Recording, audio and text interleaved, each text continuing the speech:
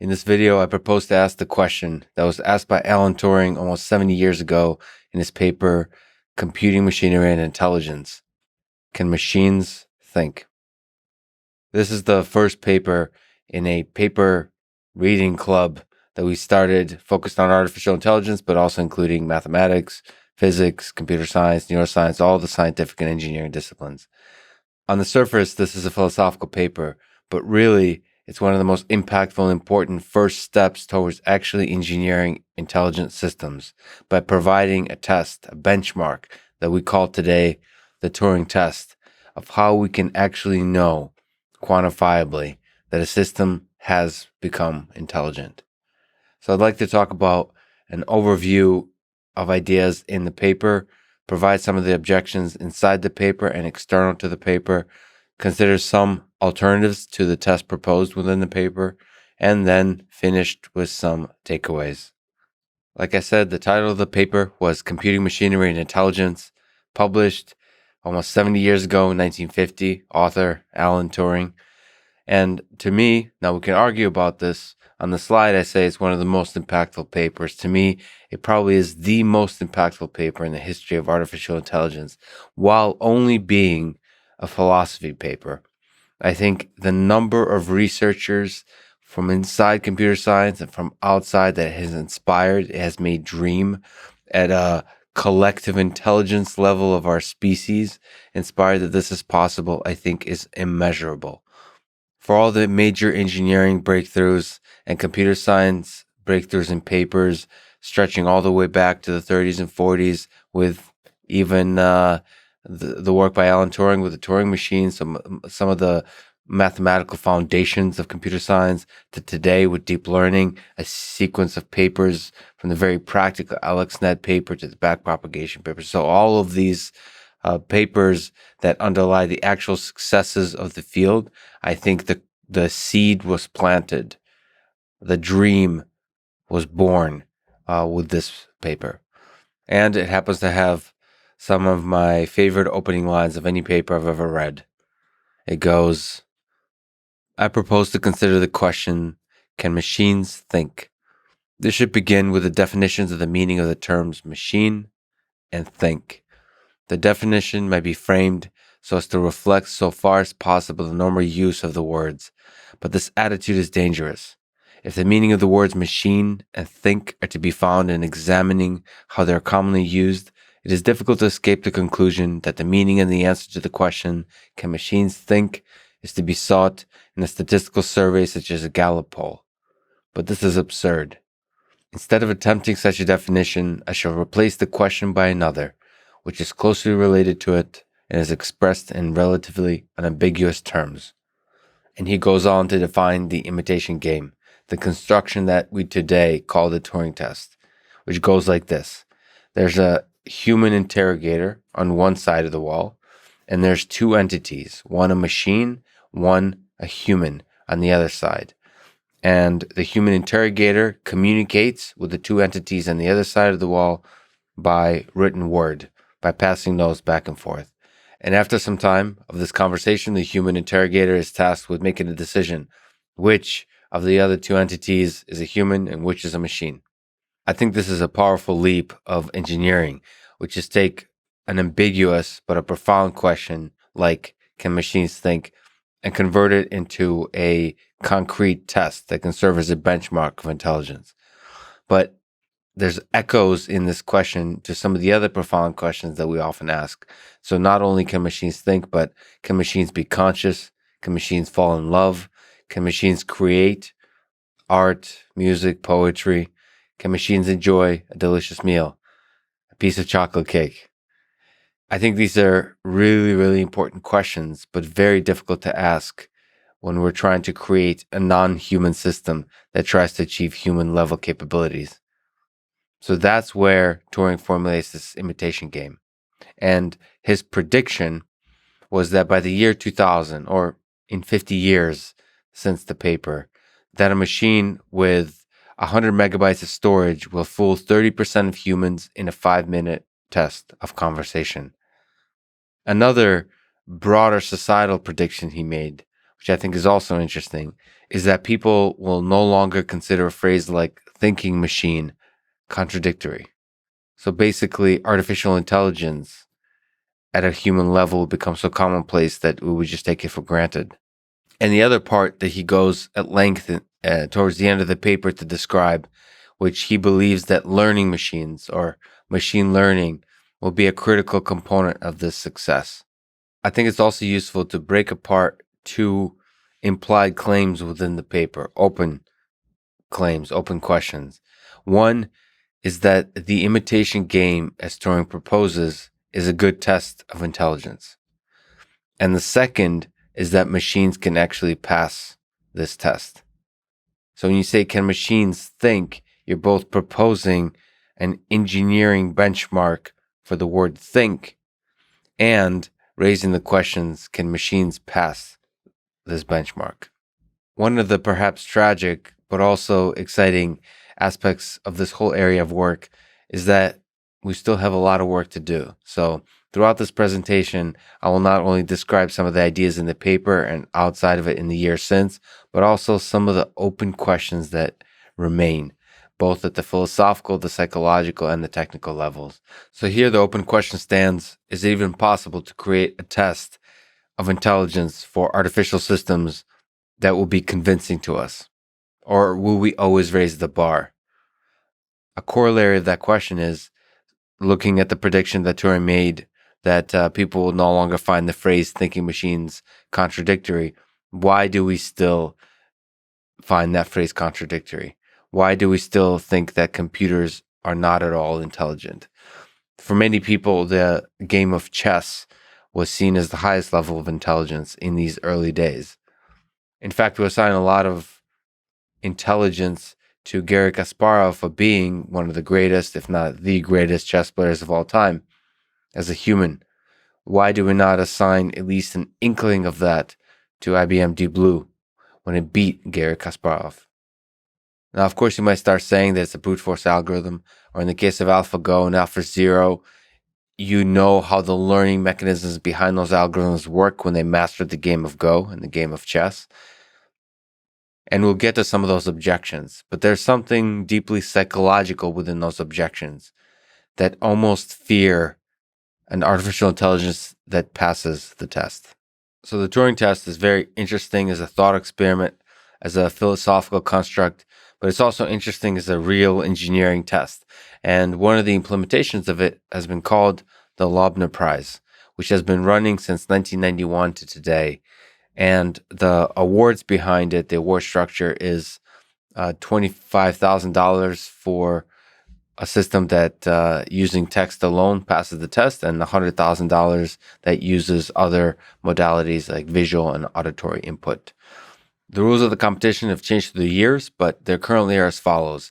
It's a 25-minute conversation, and in order to win, to pass the test, you have to fool 50% of the judges with which the system communicates. Mitsuku and Rose from Steve Warswick and Bruce Wilcox have been dominating the past 10 years, winning all but one of the years.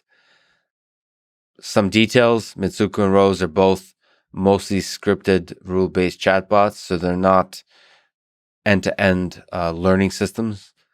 I believe there is a little bit of machine learning, but as I understand, at the core, they're mostly scripted. And on the next slide, we'll go through a transcript of a conversation with Mitsuku to give you a sense of what those conversations are like. But I'd like to mention sort of a tragic note, really, that as far as I understand, the prize is no longer funded. But money aside, it shows that there's not a broad interest in this construction, both inside and outside the research community. It's really surprising to me that Google DeepMind, Facebook AI, major groups, major individual researchers in the field of AI have not taken on this challenge. I hope to actually be a small part of changing that a little bit, because I think there is a lot of value in considering the Turing test. I don't think it's a distraction. And I'll return to that point later on in this presentation. So you can pause and maybe read parts of this transcript. I'll highlight on the right, at the top of the right column, the human says, "You're a robot." Mitsuku answers, "How can a person be a robot?" Human, Many people live lives akin to robots. Mitsuku, how many? More than 1 million? Human, yes. Mitsuku, that seems like rather a lot. Human, do you think Southampton will beat Swansea? Mitsuku, I think so. Human, why? Mitsuku, no reason. It's just what I think. Human, you must have a reason. Mitsuku, nope, no real reason. Human, which team do you support? Mitsuku, I support Leeds United. Human, Leeds! Exclamation point. How is the season going? Mitsuku, yes, it is a city in the north of England. About 500,000 people live there. It is the same as ever. So you see in this transcript just some little gap of inhumanity that becomes apparent. There's a lingering and a repeatability of points. There's certain gaps in understanding, inability to follow tangents, all those kinds of things. But it's still not clear to me as an open question how to make explicit where exactly the point of the failure of the test is. I believe that hasn't actually been really researched that well in these constructions, as opposed to decision making at the very end of a conversation, is this human or not, rather marking parts of a conversation as more or less human, like suspicious parts that make you wonder, this is not human. I think that'll be really interesting to see if it's possible to make explicit what aspects of the conversation are the failure points. One of the times that the claim that the Turing test was passed, I think most famously, was in 2014 at an exhibition event that marked the 60th anniversary of Turing's death. Eugene Goostman fooled 33% of the event judges.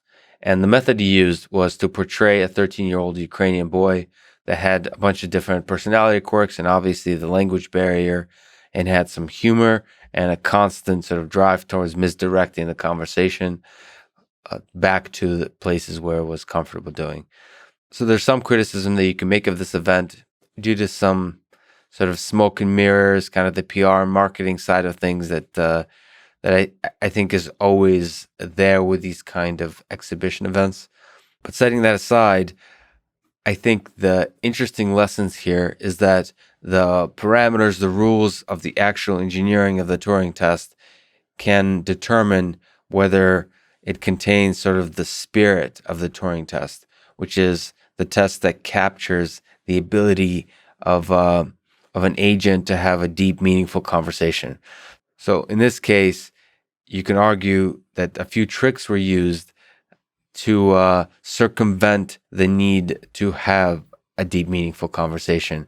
And 30% of judges were fooled without rigorous, thorough, transparent, open domain testing. On the left is a transcript with Scott Aronson, the famed computer scientist, quantum computing researcher. Talked to him on the podcast, brilliant guy. He posted some of the conversation that he had with Eugene. He was one of the judges on his blog that I think is really interesting. So it shows that the judge, the interrogator, when they're an expert, they can truly put the bot to the test. As Scott did, he really didn't allow the kind of misdirection that Eugene nonstop tried to do. And you can see that in the transcript. Scott refuses to take the misdirection. So as I mentioned, despite the waning, I guess, popularity of the Loebner Prize and the Turing test idea in general, Google has published a paper and proposed a system called Meena. That's a chatbot. That's an end-to-end deep learning system. The representational goal in the 2.6 billion parameters is to capture the conversational context well, to be able to generate the text that fits the conversational context well. Now, one interesting aspect of this, besides being a serious attempt at creating a learning-based system for open domain conversational agents, is that a new metric is proposed. And it's a two-part metric of sensibleness and specificity. Now, sensibleness is that a bot's responses have to make sense in context. They have to fit the context. Just give you a sense, for humans who have 97% sensibleness, so ability to match what we're saying to the context. Now, the reason you need another side of that metric is because you can be sensible. You can fit the context by being boring, by being generic, by making statements like, I don't know, or that's a good point. So these generic statements that fit a lot of different kinds of contexts. So the other side of the metric is specificity. Basically, the goal being there is don't be boring. It's to say something very specific to this context.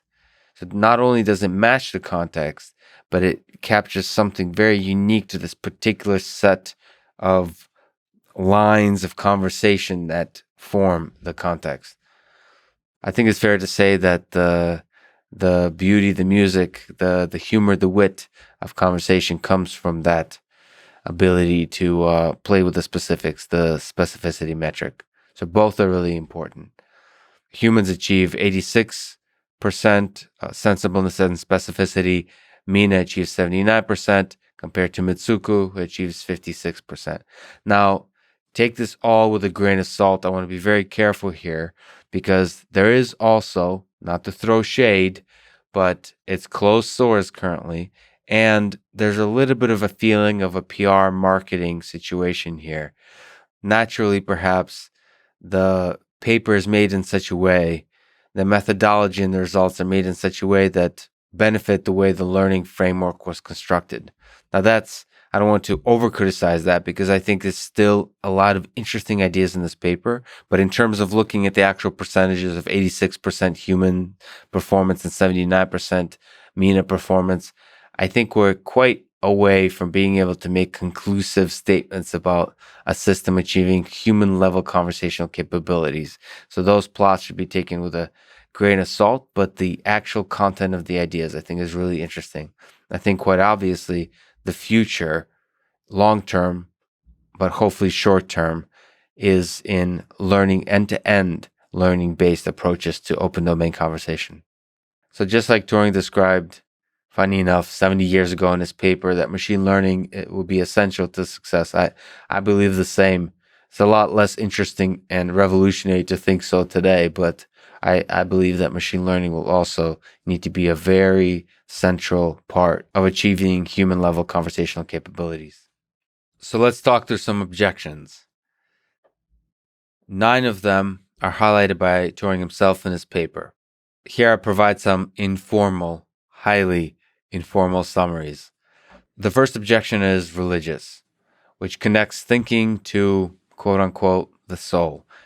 And God, presumably, is the giver of the soul to humans. Now, Turing's response to that is God is all powerful. There is no reason why he can't assign souls to anything, biological or artificial. So it doesn't seem that whatever mechanism by which the soul arrives in the human cannot also be repeated for artificial creatures. The second objection is the quote unquote head in the sand. It's a bit of a ridiculous one, but I think it's an important one because it keeps coming up often, even in today's context, highlighted by folks like Elon Musk, Stuart Russell, and so on.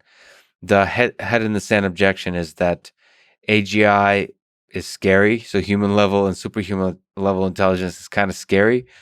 Today we talk about as existential threats. It seems like the world would be totally transformed if we have something like that, and it could be transformed in a highly negative way.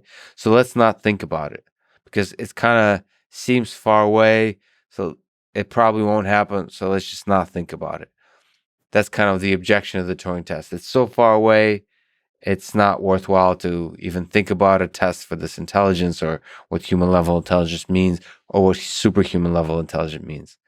The response quite naturally is that it doesn't matter how you feel about something and whether it's going to happen or not. So we kind of have to set our feelings aside and not allow fear or emotion to muddle our thinking or detract us from thinking about it at all.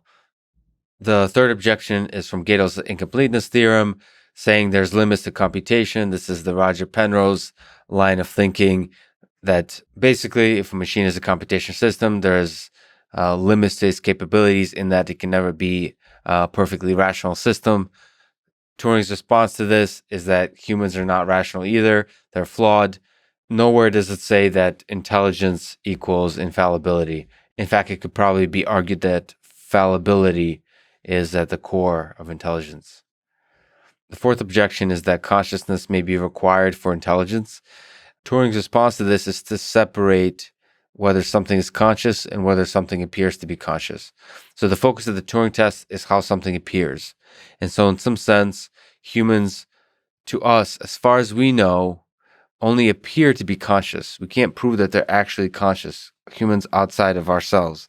And so since humans only appear to be conscious, there's no reason to think that machines can't also appear to be conscious. And that's at the core of the Turing test. So the Turing test kind of skirts around the question of whether something is or isn't intelligence, whether is or isn't conscious. The fundamental question is, does it appear to be intelligent? Does it appear to be conscious? So he actually doesn't respond to the idea that consciousness is or isn't required for intelligence. He just says that if it is, there's no reason why you can't fake it. And that will be sufficient to achieve the display of intelligence. The fifth objection is the negative Nancy objection of machines will never be able to do X, whatever X is. You can make it love, joke, humor, understand or generate humor, eat, enjoy food, create art, music, poetry, and so on. So there's a lot of things we can put in that X that machines can never do. And basically highlighting our human intuition about the limitations of machines. Just like with the second objection, naturally the response here is that the objection that machines will never do X doesn't have any actual reasoning behind it. It is just a vapid opinion based on the world today, refusing to believe that the world of tomorrow will be different. The sixth objection, probably the most important, one of the most interesting, comes by way of Ada Lovelace, Lady Lovelace, the mother of computer science, with the basic idea that machines can only do what we program them to do. Now, this is an objection that appears in many forms throughout, before Turing and after Turing. And I think it's a really important objection to think about. So in this particular case, I think Turing's response is quite shallow. But it is nevertheless pretty interesting, and then we'll talk about it again later on. His response is, well, if machines can only do what we program them to do, we can rephrase that statement as saying machines can't surprise us. And when you rephrase it that way, it becomes clearer that machines actually surprise us all the time. A system that is sufficiently complex will no longer be one of which we have a solid intuition of how it behaves, even if we built all the individual pieces of code. For those of you who have programmed things, so I've written a lot of programs, in the initial design stage, you have an intuition about how it should behave. There's a design, there's a plan, you know what the individual functions do.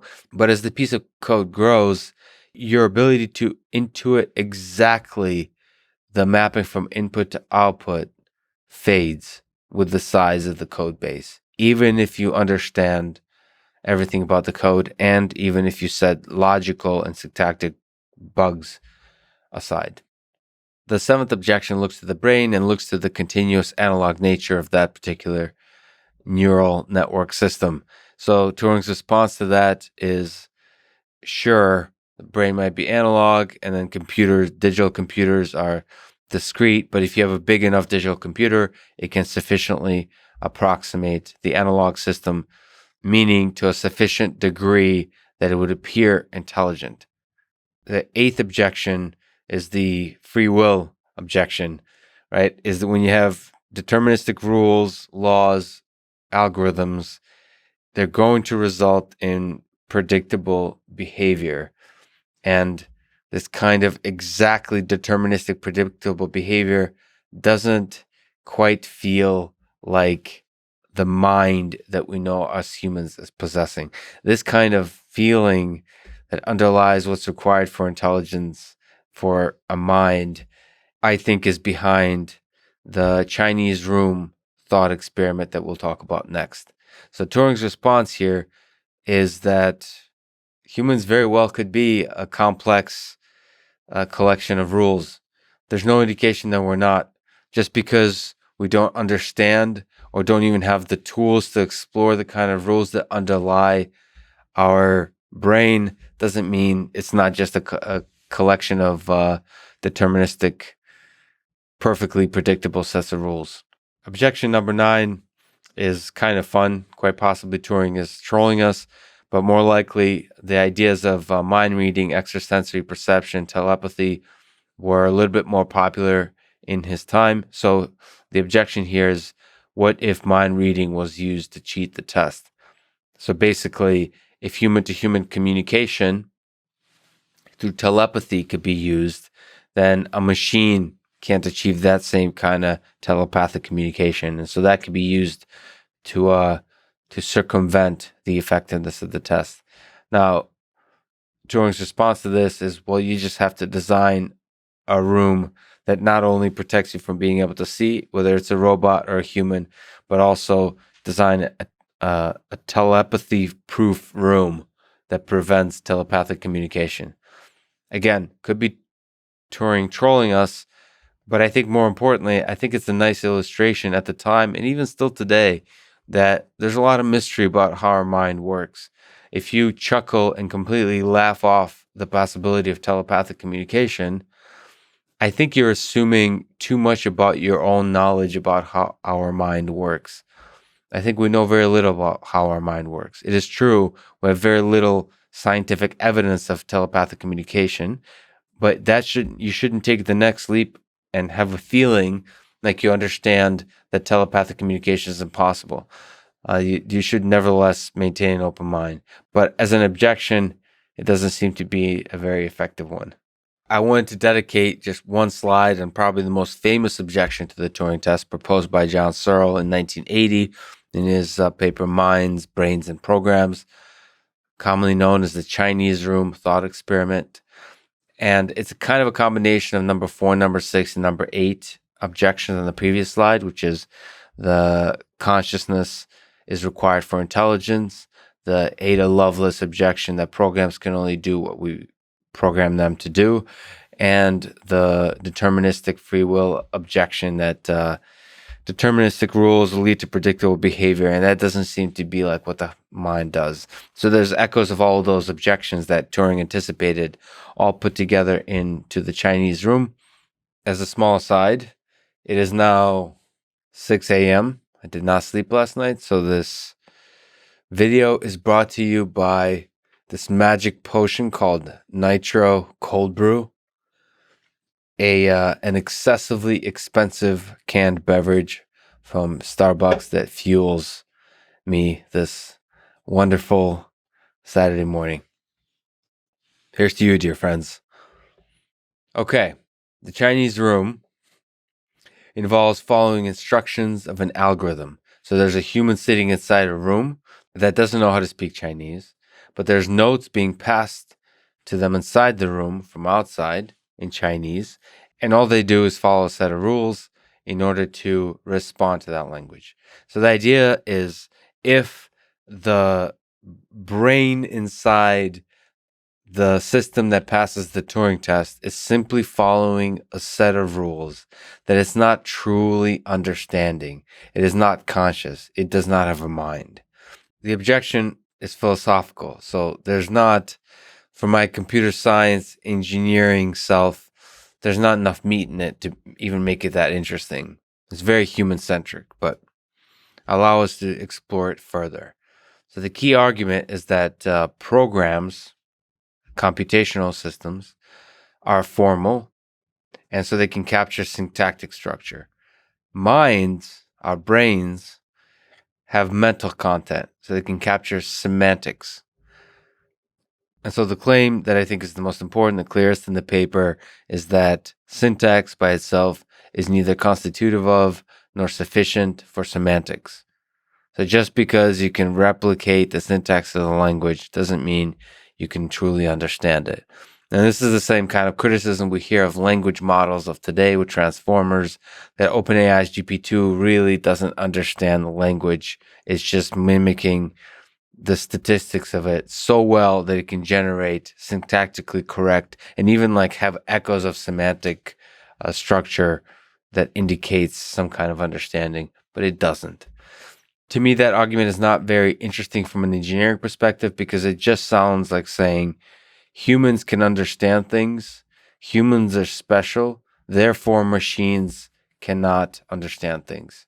It's a very human-centric argument that's not allowing us to rigorously explore what exactly does understanding mean from a computational perspective. Or put in other words, if understanding, intelligence, consciousness, either one of those is not achievable through computation, then where is the point that computation hits the wall?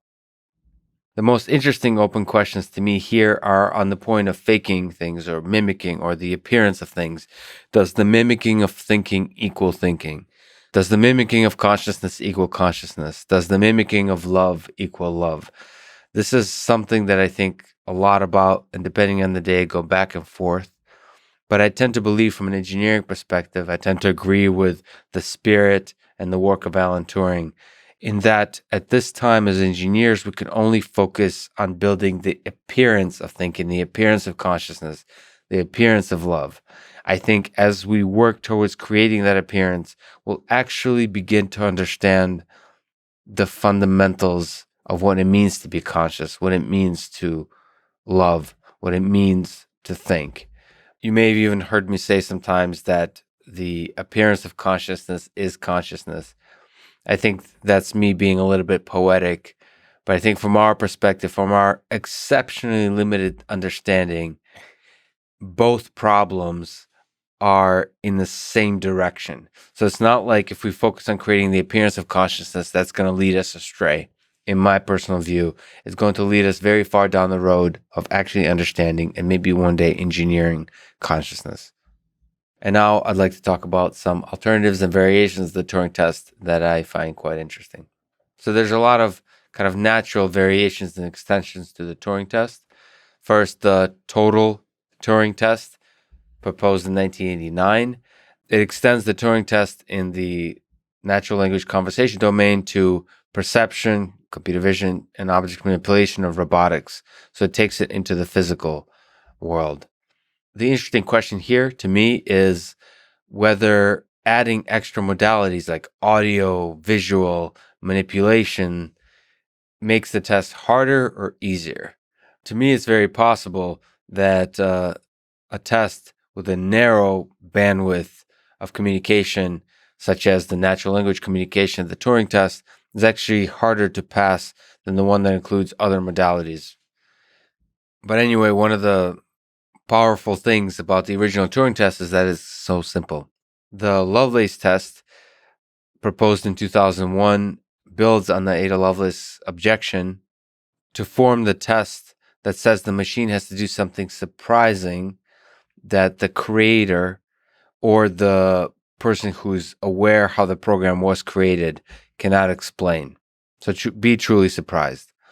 There is also, in 2014, was proposed a Lovelace 2.0 test, which emphasizes a more constrained definition of what surprising is, because it's very difficult to pin down, to formalize the idea of surprise and explain, right, in the original formulation of the Lovelace test.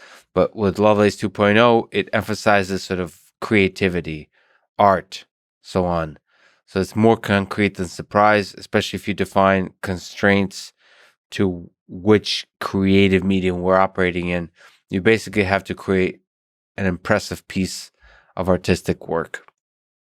I think that's an interesting conception, but it takes us in the land that's much more, not less, subjective than the original Turing test.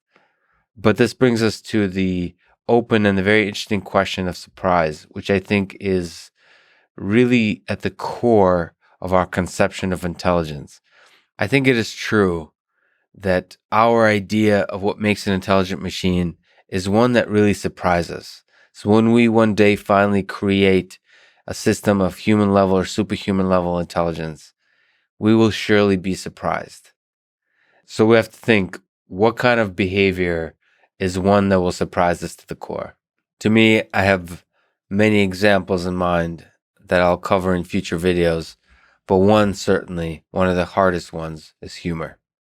And finally, the truly total Turing test proposed in 1998 proposes an interesting philosophical idea that we should not judge the performance of an individual agent in an isolated context, but instead look at the body of work produced by a collection of intelligent agents throughout their evolution, with some constraints on the consistency underlying, the evolutionary process. It's interesting to suggest that the way we conceive of intelligence amongst us humans is grounded in the long arc of history of the body of work we've created together. I don't find that argument convincing, but I do find the interesting question and the open question, the idea that we should measure systems not in the moment or particular 5-minute period or 20-minute period, but over a period of months and years, perhaps condensed in a simulated context. So really increase the scale at which we judge interactions by several orders of magnitude. That to me is a really interesting idea. To judge AlphaZero performance not on a single game of chess, but looking at millions of games, and not looking at a million games for a static set of parameters, but looking at the millions of games played as the system was trained from scratch and became better and better and better. There's something about that full journey that may capture intelligence. So intelligence very well could be the journey, not the destination. I think there's something there. It's very imprecise in this construction, but it struck me as a very novel idea for a benchmark, not to measure instantaneous performance, but performance over time and the improvement of performance over time. It appears that there's something to that, but I can't quite make it concrete, and I'm not sure it's possible to formalize in the way that the original Turing test is formalized. Another kind of test is the Winograd Schema challenge, which I think is really compelling in many ways. So first, to explain it with an example, there's a sentence, really two sentences. Let's say the trophy doesn't fit into the brown suitcase because it's too small, and the trophy doesn't fit into the brown suitcase because it is too large. And the question is, what is too small? What is too large?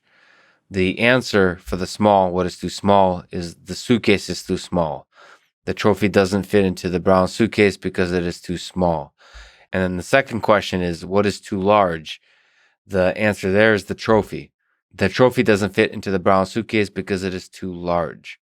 The basic idea behind this challenge is the ambiguity in the sentence can only be resolved with common sense reasoning about ideas in this world.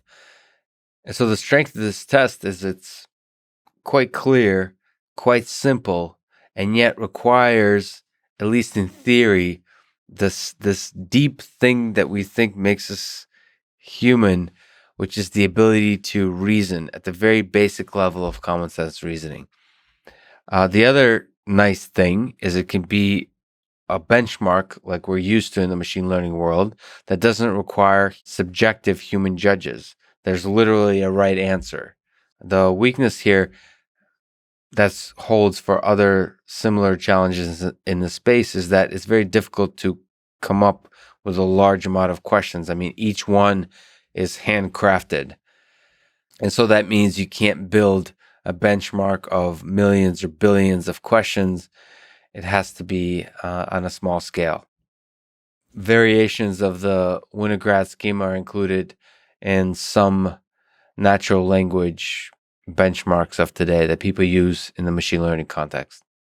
The Amazon Alexa Prize, I think, captures nicely the spirit of the Turing test. I think it's actually quite an amazing challenge and competition that uses voice conversation in the wild, so with real people, and they can use I think it's called the social bot skill on their Alexa devices. And I don't want to wake up my own Alexa devices, but basically say her name and say, let's chat. And that brings up one of the bots involved in the challenge. And then you can have a conversation. And then the bar that's to be reached is for you to have a 20-minute or longer conversation with the bot.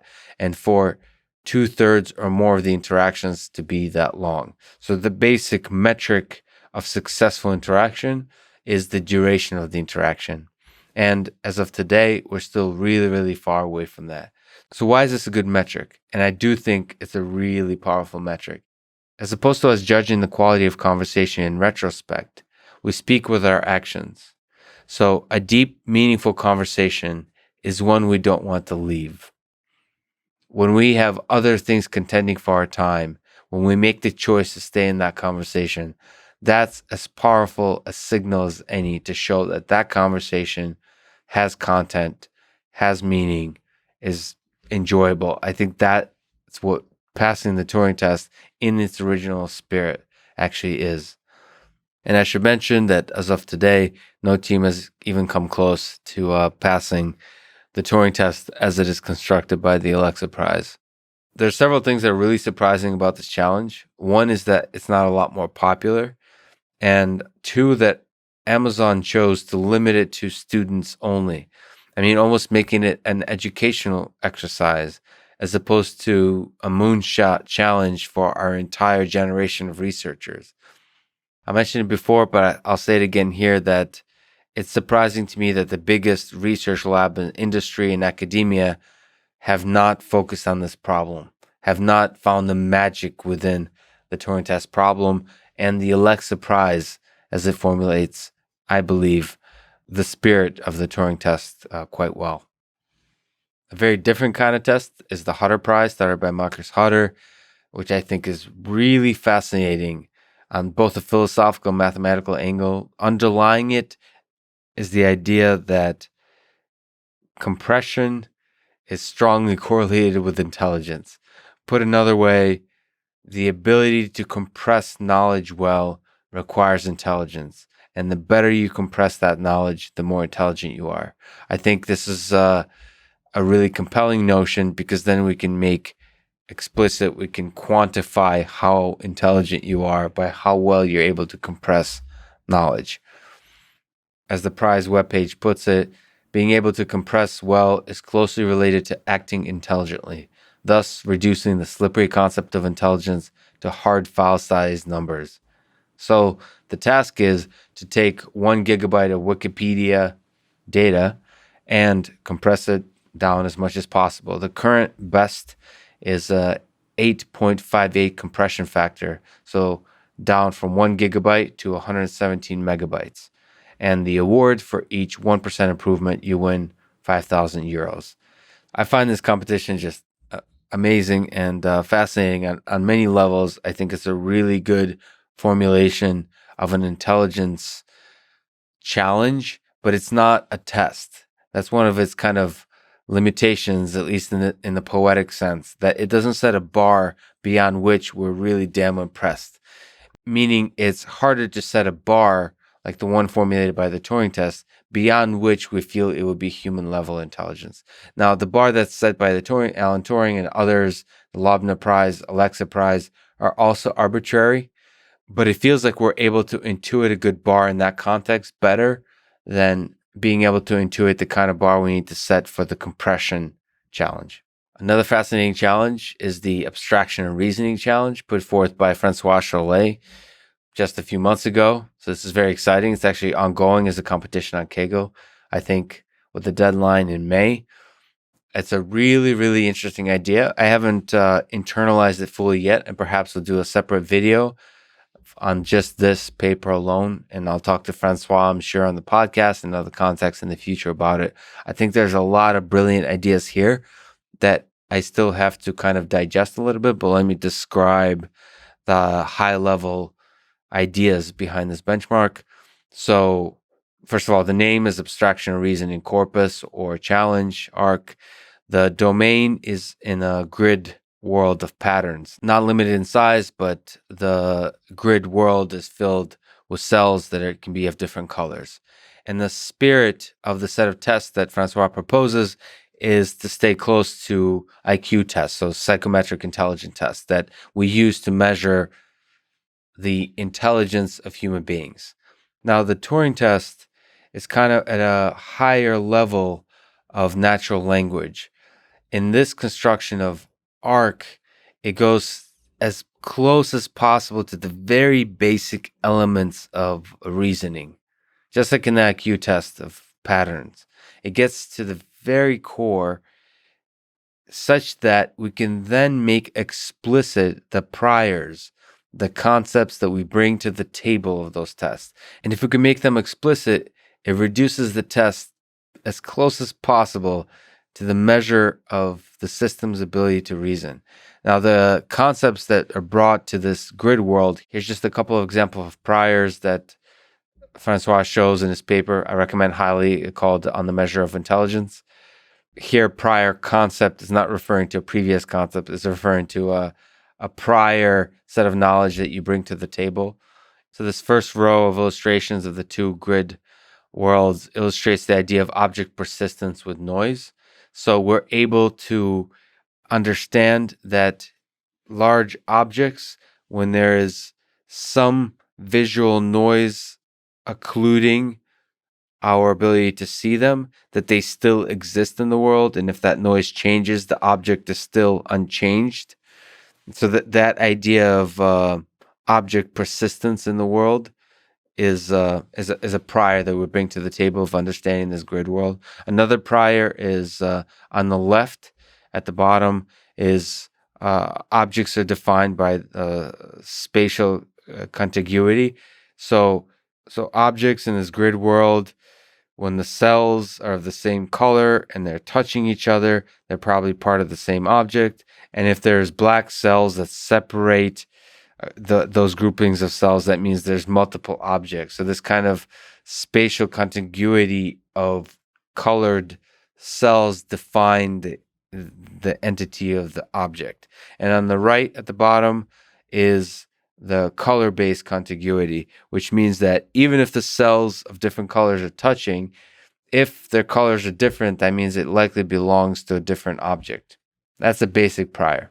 And there's a few others, by the way, just beautiful pictures in that paper that make you really think about the core elements of intelligence. I love that paper, worth looking at. There's a lot of interesting insights in there. Just to give you some examples of what the actual task for the machine in this test looks like, it's similar to the kind of task you would see in an IQ test. So here there's 3 pairings, and the task is for the 4th pairing of images to generate the grid world that fits the other 3, that fits the generating pattern of the other 3. So in this case, Figure 4 from the paper, a task where the implicit goal is to complete a symmetrical pattern. The nature of the task is specified by the 3 input-output examples. The test taker must generate the output grid corresponding to the input grid of the test input bottom right. So here, what you're tasked with understanding in the first 3 pairings is that the input has a perfect global symmetry to it. And also that there's parts of the image that are missing that can be filled in order to complete that perfect symmetry. Now that's relying on another prior, another basic concept of symmetry, which I think underlies a lot of our understanding of visual patterns. Again, so the intelligent system has to have a good representation of symmetry in various contexts. This is fascinating and beautiful, beautiful images. Okay, another example, figure 10 from the paper, a task where the implicit goal is to count unique objects and select the objects that appears the most times. The actual task has more demonstration pairs than these 3. So figure 10 here from the paper, a task where the implicit goal is to count unique objects and select the objects that appear the most times. So again, there's 3 pairings. You see in the first one, there's 3 blue objects. In the second one, there's 4 yellow objects. In the third one, there's 3 red objects. So you have to figure that out. And then the output is the grid cells capturing that object that appears the most times. And so apply that kind of reasoning to complete the output of the 4th pairing. One of the challenges for this kind of test is it's difficult to generate. But just like I said, I think there's a lot of really interesting technical and philosophical ideas here that are worth exploring.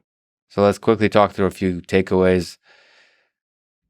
So zooming out, is the Turing test a good measure of intelligence, and can it serve as an answer to the big, ambiguous, but profound philosophical question of can machines think? So first, some notes on the underlying challenges of the Turing test. Let's talk about intelligence. So if we compare human behavior and intelligent behavior, it's clear that the Turing test hopes to capture the intelligent parts of human behavior. But if we're trying to really capture human level intelligence, it's also possible that we want to capture the unintelligent, the irrational parts of human behavior. So it's an open question whether natural conversation is a test of intelligence or humanness. Because if it's a test of intelligence, it's focusing only on kind of rational, systematic thinking. If it's a test of humanness, then you have to capture the full range of emotion, the mess, the irrationality, the laziness, the boredom, all the things that make us human, and all the things that then project themselves into the way we carry on through conversation. As I mentioned in the previous objectives, the Turing test really focuses on the external appearances, not the internal processes. So, like I said, from an engineering perspective, I think it's very difficult to create a test for internal processes for some of these concepts that we have a very poor understanding of, like intelligence, like consciousness. I think the best we can do right now in terms of quantifying and having a measure of something, we have to look at the external performance of the system as opposed to some properties of the internal processes. Another challenge for the Turing test, as Scott Aronson's conversation with Eugene Goostman indicates, is that the skill of the interrogator is really important here. That's both on the just the conversational skill of how much you can stretch and challenge the conversation with a bot, and two, on the human side of it, the ability of the interrogator to identify the humanness of both the human and the machine. So the ability to have a conversation that challenges the bot, and the ability to make the actual identification of human or machine. Those are both skills that are essential to the Turing test. Also, to me, it's really interesting the anthropomorphization of human to inanimate object interaction, I think is really fascinating. And it's an open question whether in some construction of the Turing test, whether anthropomorphism is leveraged to convince the human, whether that's cheating the Turing test, or in fact, that's an essential element to convincing us humans that something is intelligent. Perhaps as a starting point, we have to anthropomorphize something before we allow it to be intelligent in our subjective judgment of its intelligence. And finally, another limitation of the Turing test that could be narrowly stated as, why do we expect a bot to talk? What is it? What if it doesn't feel like talking? Does it still fail? I think a more general way to phrase that is, why do we judge the performance of a system on such a narrow window of time? I think, as I mentioned before, there could be something interesting on expanding the window of time over which we analyze the intelligence of the system, looking not just at the average performance, but the growth of its performance as it interacts with you as the individual. I think one key aspect of intelligence is a social aspect, and a social connection, I think, in part may require getting to know the person. And there's something to rethink in the Turing test that relies on us building a relationship with the person as part of the test. So you can think of it as kind of the ex machina Turing test, where they spend a series of conversations together, several days together, all those kinds of things. That feels like an interesting extension of the Turing test, which could reveal the significant limitation of the current construction of the Turing test, which is a limited window of time, one time at the end, interrogator judgment of whether it's human or machine. Now, my view overall on the Turing test is that yes, something like the Turing test as originally constructed, so the natural language conversation is close to the ultimate test of intelligence. And moreover, this is where I disagree. I think I disagree with Francois Chollet and other world-class researchers in the area, Stuart Russell and so on, that I think the Turing test is not a distraction for us to think about. It doesn't pull us away from actually making progress in the field. I think it keeps us honest. I think truly analyzing where we stand in natural language conversation will help us understand how far away we are. And more than that, I think there should be active research on this field. I think the Loebner Prize type of formulations, the Alexa Prize formulations, should be more popular than they are. And I think researchers should take them very seriously. Now, that doesn't mean that the work of the ARC benchmark with the IQ test type of intelligent test is not also going to be fruitful, potentially very fruitful. But I think ultimately the real test of human level intelligence will occur in something like the construction of the Turing test with natural language open domain conversation that results in deep, meaningful connection between human and machine. Zooming out a little bit, I think in general, I think AI researchers don't like and try to avoid the messiness of human beings as is captured by the human robot interaction field and set of problems. I think more than just embracing the Turing test, I think we should embrace the messiness of the human being in all the different domains of computer vision, of natural language, of robotics, with autonomous vehicles.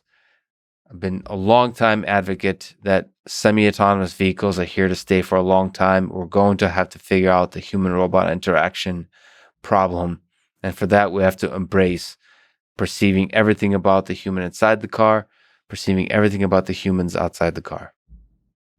As I mentioned, this presentation of the paper is actually part of our paper reading club focused on artificial intelligence, where we discuss a couple of times a week on a Discord server called Lex Plus AI Podcast that you're welcome to join.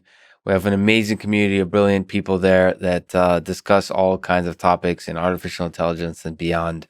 This particular illustration that I just love is from Will Scobie, who's an illustrator from United Kingdom, who is part of this Discord community, so he contributed it.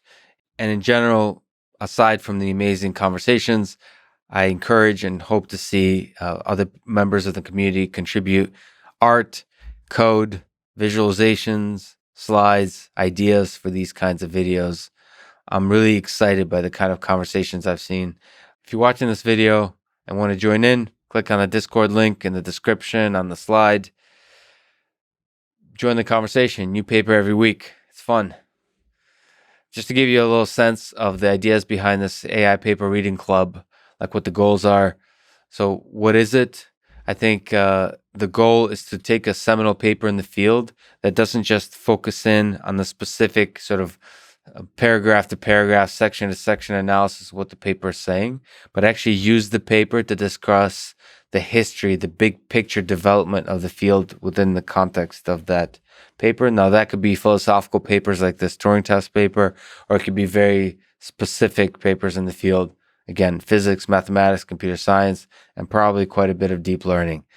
So the hope is to prioritize beautiful, powerful, impactful insights as opposed to full coverage of all the contents of the paper. And the actual meetings on Discord hopefully are less one person presenting and more discussion. There's a lot of brilliant people. They're civil, so you can have 300, 400 people on voice chat, which is a really intimate setting, and yet people aren't interrupting each other. It's not chaos. It's quite an amazing community. The other goal I'd love to see is, even if we cover technical papers, the goal is for it to be accessible to everyone. So both high school students, people outside of all of these fields in general, but also I'd love to make it useful to experts in the field, expert researchers.